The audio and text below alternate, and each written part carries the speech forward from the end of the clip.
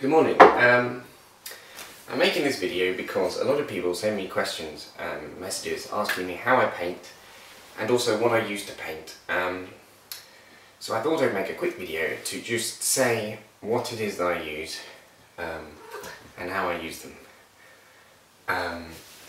Paper I use is hot pressed 7 by 10 inch watercolour paper, and the hot pressed part means that it's smoother than cold press, and I prefer that because it lets the pen sort of go more smoothly over the paper without being all scratchy and stuff.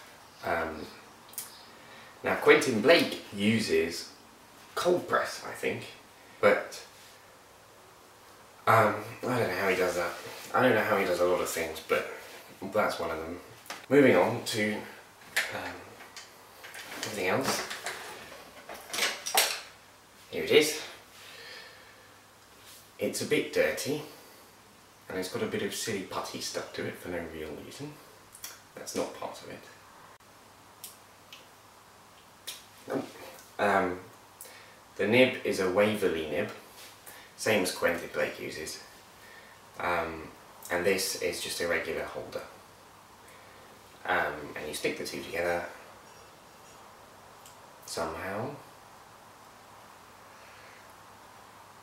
Well, in theory you stick the two together. Have I complete... Okay, there we go. And then make sure you clean it, which I don't do as much as I should. If you don't clean it, then the ink goes all globby. That's the only way, that's the only word I know how to describe it with.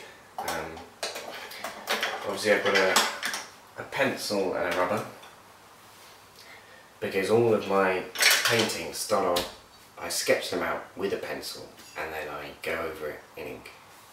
And that ink is this ink. Again, no particular brand, but it's Indian ink. The main thing is that it's waterproof, obviously, because you're painting with watercolours. You can thin it with water, but I don't anymore. I used to. I don't know why I did. It lasts longer, I guess. That's the ink I use. This is Winsor & Newton.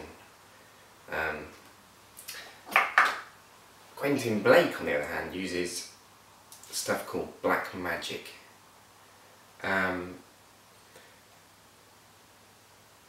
For me, this is too runny. I don't particularly like how runny it is. And it also has a random, well, this isn't really a bad thing about it, but it has a pipette. And I never know what to do with the pipette when I'm using it. But that's just me. Brush. This is the brush that I usually use. Just a thin watercolour brush. This is the same brush that I use for everything, really. This size brush. Because my paintings are usually quite small. And so you don't need a big one to colour in loads of area. Although sometimes I do. I do have a few, like there's a slightly bigger one. There's one in the middle. And there's a ridiculously big one. I basically just bought it because it's awesome. And then I think that's it, apart from my paints. It's just a box like this.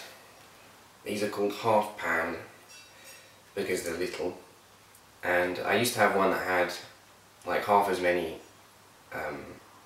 but twice as big pens, but I prefer, because I do lots of little paintings, I prefer to have the colours ready so I don't have to mix them, because I have to do loads of different colours basically. I even have my own nib holder, as one does. And the thing about nibs is you get loads of different kinds. You get sort of scratchy ones, pointy, scratchy, sharp ones. You get big, thick ones. You get ones that vary a lot. The width of the line, like if you press down and the little things open up, it allows a bigger line. But I find that the Waverley nib is a good balance of those sort of properties. And I agree with Quentin Blake on that front.